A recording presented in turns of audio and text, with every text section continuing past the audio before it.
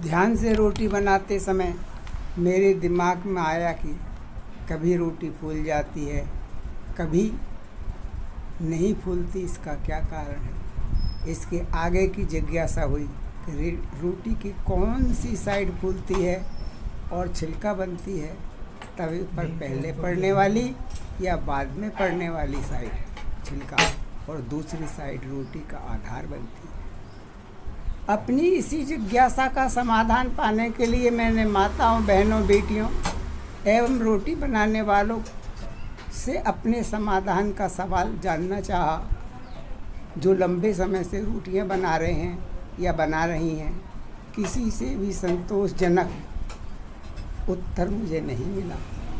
वे रोटियां अच्छी बनाती हैं, मन लगाकर बनाती हैं, पसंद आने वाली बनाते हैं, पर रोटी की कौन सी साइड फूलती है और कौन सी साइड आधार बनती है एवं क्यों रोटी कभी कभी नहीं फूलती, के जवाब संतोषजनक नहीं थे।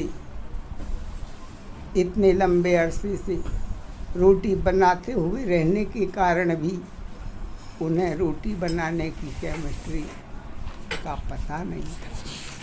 मुझे रोटी बनाते समय ये अनुभव हुआ कि रोटी की जो साइड पहले तवे पर पड़ती है वे 6-7 सेकंड रही और दूसरी साइड 3-4 सेकंड तक तवे पर रही।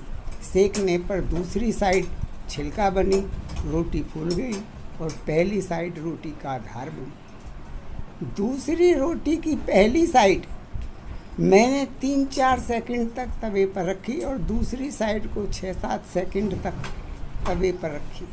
सेकने पर पहली साइड छिलका बनी, रोटी फूल गई और दूसरी साइड आधार बनी। जिस रोटी की दोनों साइड समान समय तक तवे पर रही वह नहीं फूली और अच्छी रोटी बनी और अच्छी रोटी सिकी। परिवार की केमिस्ट्री स्वतः ही एकदम मेरे समझ में आ गई। पति पत्नी परिवार में रोटी की तरह दो पहलू हैं। जिसने परिवार के लिए ज़्यादा तप सही वही परिवार का आधार है। आपने कितना काम किया, आपने क्या क्या किया, कोई माने नहीं रखता। फूले फिरते रहो अपने आप में, हवा निकलने पर कोई वजन नहीं रहेगा। सभी घर की यही कहानी है। मेरी पत्नी ने परिवार के लिए अपना 100% दिया। मैं अपनी सामर्थ्य का 50% भी नहीं दे सका। इसलिए सभी बच्चे पत्नी के साथ हैं और मैं अकेला रह गया, क्योंकि पत्नी ही परिवार का आधार बनी।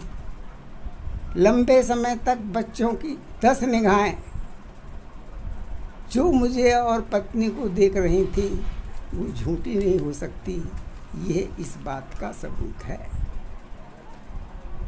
जिन्होंने मिलकर समान ताप सहे वे परिवार सुखी रहे।